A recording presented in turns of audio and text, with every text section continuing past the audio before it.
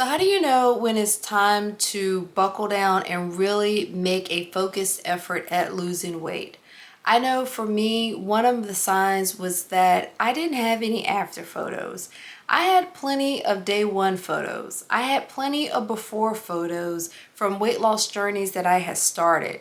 But I didn't have any after photos because I wasn't making any progress on any of my weight loss journeys.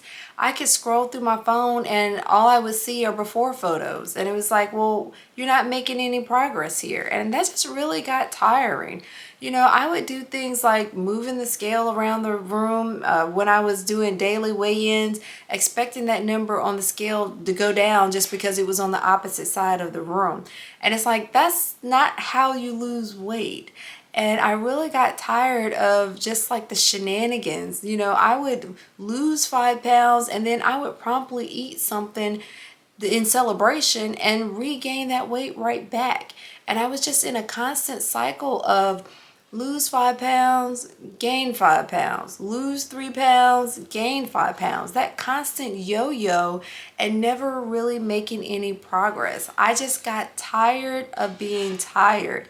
I got tired of constantly telling myself that I was doing all the right things to lose weight, being frustrated by not losing weight when I knew in my heart of hearts that I was really just simply making a half-hearted attempt at losing weight.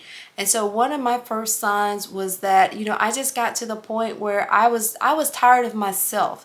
I was fed up with myself. And it was like, okay, you have to do something because at this point you're just lying to yourself. And so that was my sign that, okay, it's time to buckle down and take control of my health and to finally lose this weight once and for all. Another sign for me was that I was avoiding mirrors and I was avoiding cameras. And the reason why I would avoid mirrors is because I didn't want to face the reality that I had gotten out of control. My weight had spiraled out of control. My health was out of control. Now you have to remember, over 10 years ago, I had weight loss surgery because I was at rock bottom and thought that I was going to die and thought that the only thing that would save me was to have weight loss surgery and lose the weight. And now here I am some 10 years later, and I'm right back pretty much to where I started. And so I didn't want to look myself in the mirror and face the reality that here you are yet again after having gone and done something, in my mind, so barbaric to yourself. And you're right back where you started. I just did not want to face that reality. So I avoided mirrors pretty much at all costs. Sometimes I would attempt to curl my hair without looking in the mirror because that is how disgusted I was with myself and fed up with myself about being out of control and having let myself get back to this place where I swore I would never get to again many years ago when I had that weight loss surgery. And here I am yet again spiraled out of control with no way to stop it. And so when I started to avoid mirrors and got to the point, like I said, where I was trying to do things that you need a mirror for, without a mirror, I knew that it was time. Same thing goes with cameras. I would take photos. I would take the day one photos and the before photos of my weight loss journey, but other than that, you wouldn't find me in front of a camera. I really hated taking photos because, again, it forced me to see myself as I really was. This person that had gotten out of control with their eating once again and really needed to stop and take stock and really focus on their health, but I wasn't doing so. Another reason why I avoided the camera is because that means that somebody else was also seeing me that way, even though it didn't take a camera, right? I mean, the person could see me with or without a camera, but in my mind, they're laser focused on me by, pointing a camera at me and they can see everything. I remember, someone saying a long time ago, the camera takes what it sees. And again, I just didn't want to face the reality because, yeah, the camera was going to take exactly what it saw. And when I saw pictures of myself, when I was out of control, I did not like what I saw, but yet I didn't know how to stop the spiral.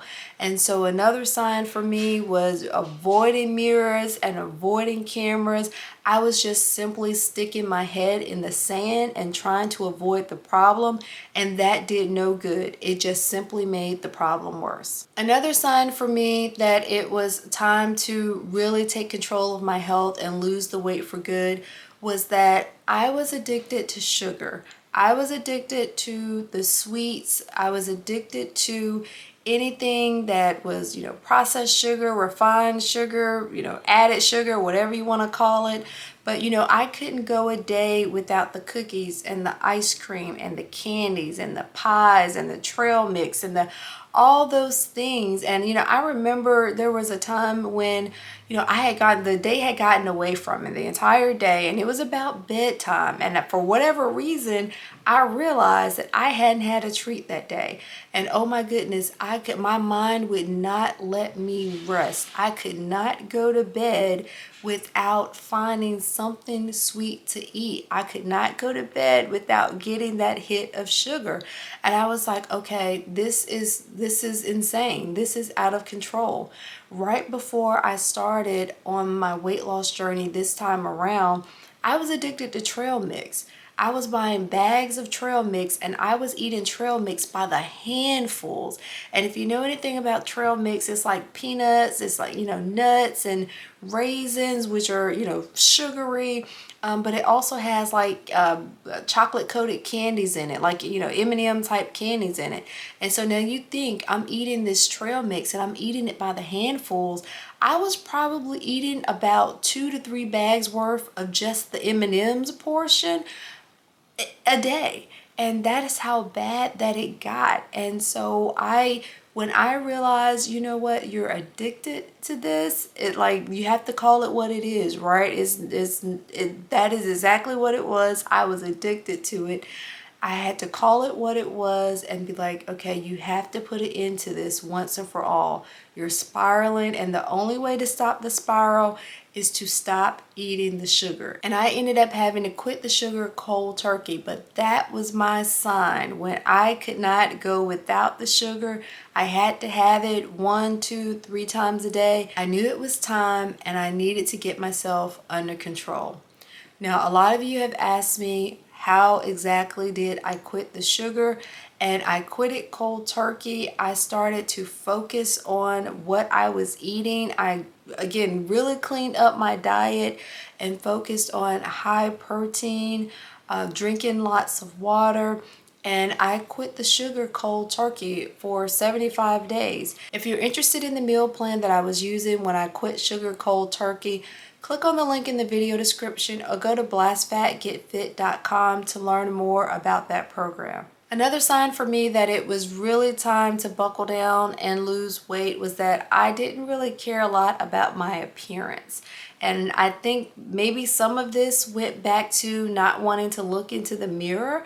But, I would wear black all the time. I was always, when I dressed up for work, I was always wearing black pants. I kind of wear the same thing like over and over again, and never really cared a lot about my appearance, but mainly because it was uncomfortable for me to shop. I didn't like to go shopping because I didn't like my body, and so I didn't like, having to undress and try on clothes, which would force me to look in a mirror. And so I just tend to like wear the same things over and over again and not really care. Like I said, I even made attempts to curl my hair sometimes not looking in the mirror, and you kind of can almost imagine how that turned out, right? But I just got to the point where I just really didn't care about my appearance. And I was, again, like spiraling and really out of control. And it was like, okay, well, this problem is just going to get worse. And so when I realized that I just wasn't putting a whole lot of effort into my appearance, and that the way that I was presenting myself outwardly to the world was a reflection of myself, and it was also a reflection of how people treated me, I was like, no, we're not doing this. Like, people will treat you the way you treat yourself. And right now you don't love yourself very much. And I just had to say, okay, it's enough. Here's your sign. Let's take this thing and get it under control right now. The last sign for me that it was really time to buckle down and to get serious about my health and to lose the weight was that I tended to deflect my feelings about myself onto other people. I tended to treat people the way I felt about myself. And it usually was the people that were closest to me, unfortunately. And, it kind of goes back to that thing where I said, I knew that my outward appearance was a reflection of how I felt about myself. And then that's the way people sometimes treat you. And so I recognized that I was doing basically the same thing. And, sometimes it felt like I was upset that other people weren't coming to save me. I was in this downward spiral, didn't know how to pick myself up, and I'm like, why won't you save me? And I was so upset with them that I was treating them a certain way. But again, it was really just a reflection of how I felt about myself. What I had to learn through this process, what I had to learn through this journey was nobody was coming to save me. I had to save myself. If I was going to wait for someone to come along and save me from this, I was going to be waiting forever. And I just had to realize that, okay, there's no one coming to save you. And when I stopped putting the focus on other people and why this was their fault, and turned towards myself and did some self-reflection and some self-accountability, holding myself accountable to this thing, is when I started to turn a corner in terms of my mindset. And then once I got my mindset into a better place, I was able to really focus in on the things that I needed to do in order to truly lose the weight. And when I did those things, when I took those actions to do those things, that is when the weight came off. But I had to take my focus off of why everybody else wasn't saving me, and I had to put the focus on why aren't you saving yourself. All 5 of these things that I talked about really are about taking accountability for our own health, about taking accountability for our own lives.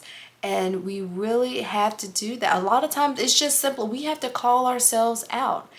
All of these things, I had to call myself out and say, okay, girl, enough is enough. This is on you to get right. This is on you to make right. And when I did that was when I finally turned the corner and was able to lose the weight. All right, so I'm going to answer a question from one of our Get Fit community members. At 1922, Misty Blue asked, how do you get rid of strong cravings for junk? Now, this is a great question, and it is the reason why I ended up just having to go cold turkey, because I knew that I wasn't going to be able to just simply reduce the amount of processed sugar that I ate. I was just going to have to stop eating it altogether. And so I really had to power through the first few days of no processed sugar, simply because, it's more of a mental game than anything. You really don't want it in some cases, but your mind thinks it has to have it. And so it goes through all these mental tricks to try to force you to eat it. And so it was really just distracting myself. Making sure I was drinking a lot of water. So sometimes I just had to simply tell myself, no, we're not doing that. And so, the first few days were really tough, but once I got over the first few days and that sugar kind of got out of my body, then the cravings really started to subside. And once you stop eating sugar, you're not as hungry anymore. And so those physical cravings actually decrease as well, because the more you eat sugar, the more you crave it. So once you stop eating it, you stop the physical cravings as well, and then the mental, that voice in your head, is also gone. It makes it a lot easier for you to resist the temptation. Thank you so much for the great question. All right, so if this video has been helpful to you, take a moment and give it a thumbs up. And if you haven't subscribed to the community yet, take a moment, hit the subscribe button. I'd love to have you here as part of the Get Fit community. Take care, and I'll see you in the next video.